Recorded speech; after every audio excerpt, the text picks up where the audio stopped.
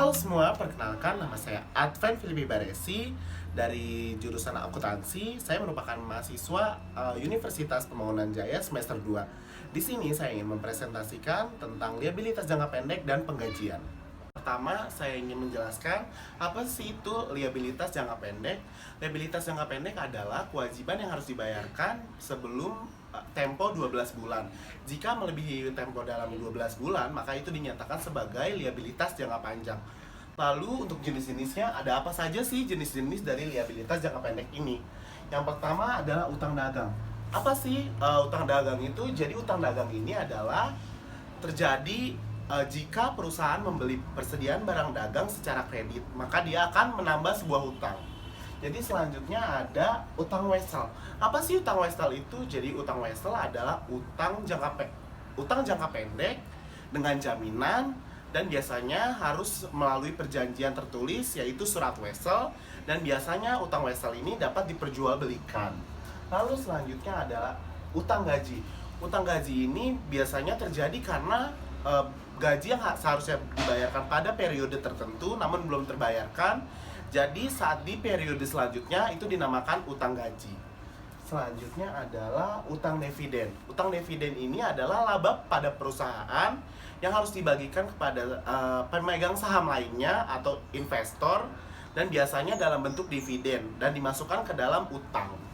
Lalu selanjutnya ada utang pajak. Utang pajak ini adalah utang wajib pajak kepada kantor pajak yang merupakan adalah tanggungan atau tagihan kepada kantor pajak. Selanjutnya adalah beban yang perlu dibayarkan. Beban yang perlu dibayarkan ini adalah sebuah kewajiban yang seharusnya dibayarkan pada periode sebelumnya, namun dibayarkan pada periode sekarang ini.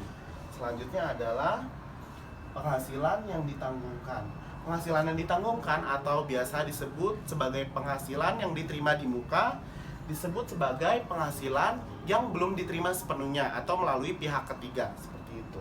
Selanjutnya, saya akan menjelaskan masing-masing kasus dari jenis-jenis liabilitas jangka pendek ini. Yang pertama adalah kasus dari utang dagang. Pada tanggal 18 Juni 2022, perusahaan membeli produk dagang sebesar 17.500.000 kepada toko berkah komputer. Sistem yang dilakukan dengan syarat pembayaran 3/10 N/45. Bagaimana sih jurnalnya saat melakukan pembelian secara kredit itu? Yang pertama adalah persediaan barang dagang pada utang dagang. Mengapa persediaan bertambah di sebelah debit? Karena kita melakukan pembelian, otomatis kita akan menambah total dari persediaan barang dagang tersebut. Dan persediaan barang dagang itu saldo normalnya jika bertambah adalah di sisi debit. Lalu selanjutnya utang dagang. Utang dagang ini timbul karena kita melakukan pembelian secara kredit, sehingga utang dagang ini timbul dan bertambah. Sehingga utang dagang ini berada di sisi kredit karena saldo normal utang adalah jika dia bertambah maka akan bertambah di sisi kredit. Selanjutnya pada saat pelunasan, karena kita melakukan sistem kredit yaitu syarat pembayarannya adalah 3/10 N/45. Jika kita membayar dalam jangka waktu 10 hari dari 18 Juni ini, maka kita akan mendapatkan potongan sebesar 3%. Otomatis jurnalnya adalah utang dagang di debit karena berkurang karena kita melakukan pelunasan, lalu ada potongan karena kita melakukan pembayaran di 10% di 10 hari ini, dan kita akan mendapatkan 3% ini. Jadi kita tulis di sini total dari diskonnya, dan kas yaitu total dari 17.500.000 ini dikurangi potongan. Lalu selanjutnya, jika dia melewati dari jangka waktu 10 hari ini, maka dia tidak akan mendapatkan potongan dari si 3% ini. Maka kita langsung saja utang dagang di debit, lalu kas di kredit, seperti itu. Kemudian, untuk N45 ini sendiri merupakan jatuh temponya si pembayaran utang ini. Jika melebihi jatuh tempo 45 hari ini, maka si perusahaan akan dikenakan denda kepada perusahaan yang membeli dagangan secara kredit tersebut. Baik, selanjutnya saya ingin menjelaskan kasus mengenai utang wesel. Di sini ada soal berupa Bank Universal menyetujui pinjaman sebesar 100 juta pada tanggal 1 Oktober 2022. Untuk itu bank meminta kepada CV Prita untuk menandatangani sebuah promes dengan bunga 12% dengan jangka waktu 3 bulan. Di sini ada jurnal, yaitu pada tanggal 1 Oktober itu ada jurnalnya berupa kas pada utang wesel 100 juta. Lalu selanjutnya ayat jurnal penyesuaiannya, yaitu ada beban bunga pada utang bunga senilai 3 juta. Dari mana sih dapatnya 3 juta ini? Jadi 100 juta dari total pinjaman yang dia pinjam dikali 12%, yaitu bunga promes, dikali jangka waktunya yaitu 3 bulan, 3/12. Jadi 100 juta dikali 12% dikali 3 dibagi 12 adalah 3 juta ini. Jadi selanjutnya adalah pelunasannya. Lalu untuk pelunasannya berikut jurnalnya. Ada utang wesel, utang bunga, beban bunga utang bunga yang berada pada sisi debit sebesar utang wesel sebesar 100 juta, utang bunga sebesar 3 juta yaitu yang ini.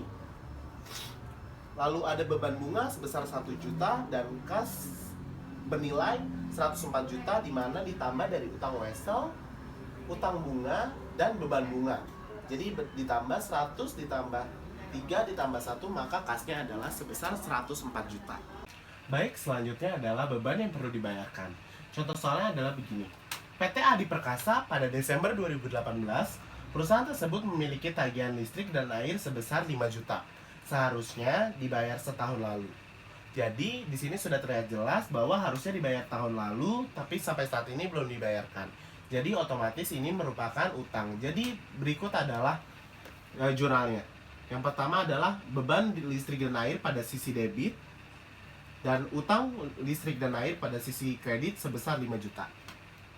Lalu selanjutnya adalah pendapatan diterima di muka. Pada 1 September 2013, PT ABC menerima uang muka sebesar 20 juta untuk jasa perbaikan dan pemeliharaan mesin selama 1 tahun. Jadi kita langsung saja di sini ada pendapatan diterima di muka pada pendapatan, di mana pendapatan diterima di muka berada di sisi debit, lalu pendapatan di sisi kredit, seperti itu. Mengapa pendapatan diterima di mukanya berada di debit? Karena pendapatan diterima di muka ini belum kita terima sama sekali, sehingga harus kita debitkan. Sehingga nanti kalau misalnya dilakukan pelunasan, maka pendapatan diterima di mukanya otomatis akan berpindah ke sebelah kredit sebesar 20 juta. Selanjutnya, kita akan membahas utang dividen. Tanggal 1 Desember 2021, PT KKL memutuskan pembagian dividen secara tunai sampai dengan 150 pada setiap lembarnya. Pembagian dilakukan PT KKL bisa mencapai 2.000 lembar. Total yang harus dikeluarkan mencapai 300.000. Setelah tanggal 28 Desember 2021, dividen tersebut akan dibayarkan langsung oleh pemegang saham. Jadi, jurnal yang pertama, sebelum dibayarkannya utang kepada pemegang saham masing-masing, itu adalah jurnalnya berupa laba ditahan pada utang dividen 300.000. Mengapa dibilang laba ditahan? Karena seharusnya laba itu dibagikan kepada pemegang saham. Cuman karena si laba ini belum kita bayarkan kepada masing-masing saham, jadi otomatis dia bernama laba ditahan. Dan itu otomatis akan menambah utang dividen kita kepada masing-masing pemilik saham. Lalu setelah dibayarkannya utang dividen, maka kita akan mengeluarkannya secara langsung, yaitu kas sebesar 300.000, dan utang dividen yang kita miliki itu akan berkurang di sisi debit. Dan yang terakhir, saya akan menjelaskan tentang kasus dari utang pajak ini. Pada tanggal 24 Juni, mesin kas X Grocery menunjukkan penjualan sebesar 12 juta. Dan pajak penjualan sebesar 720 itu diambil dari PPN sebesar 6%.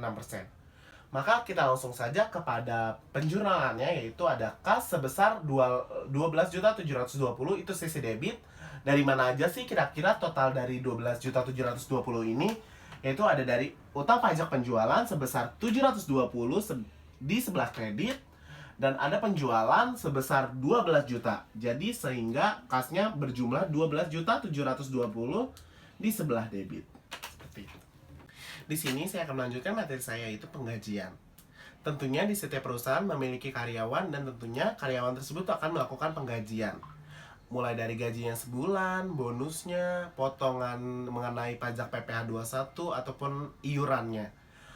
Lalu seorang akuntan sebuah perusahaan akan melakukan pencatatan, pembukuan, dan perhitungan untuk setiap masing-masing karyawan mengenai penggajian tersebut.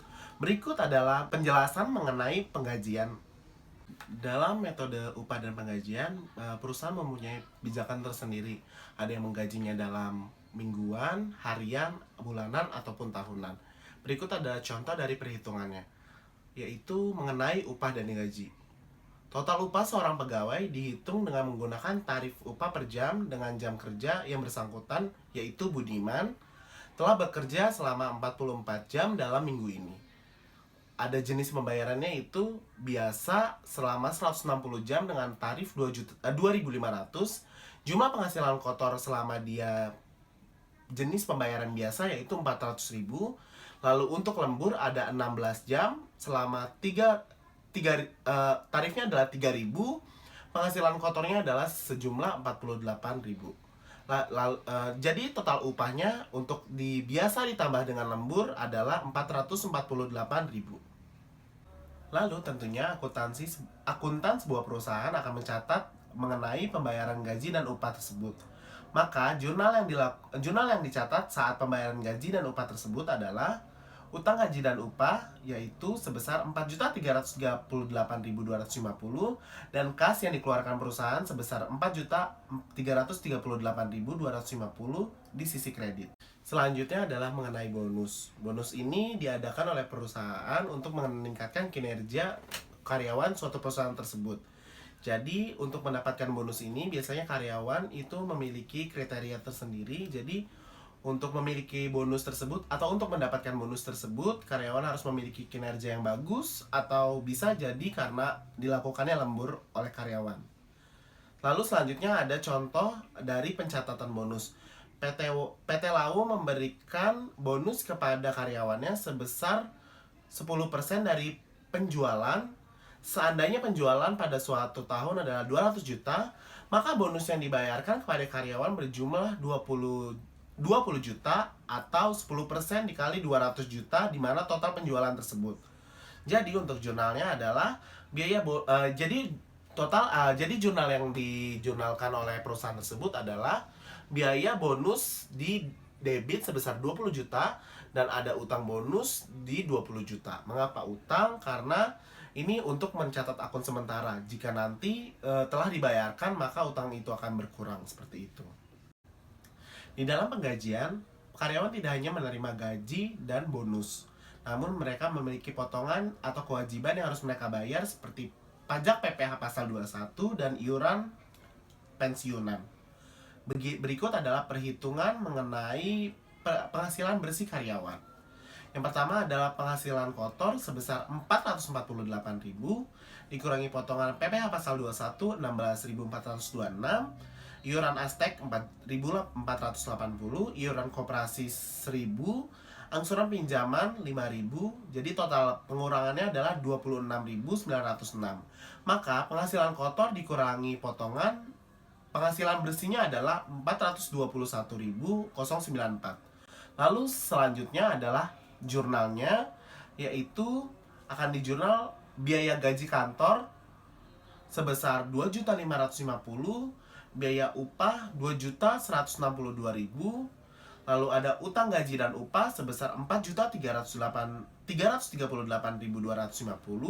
utang PPh karyawan 296.700, utang Astek karyawan 47.000, utang koperasi 12.500, dan terakhir adalah piutang karyawan sebesar 17.500. Demikian penjelasan dari saya mengenai liabilitas jangka pendek dan penggajian. Jika ada salah kata, saya mohon maaf. Sekian, terima kasih.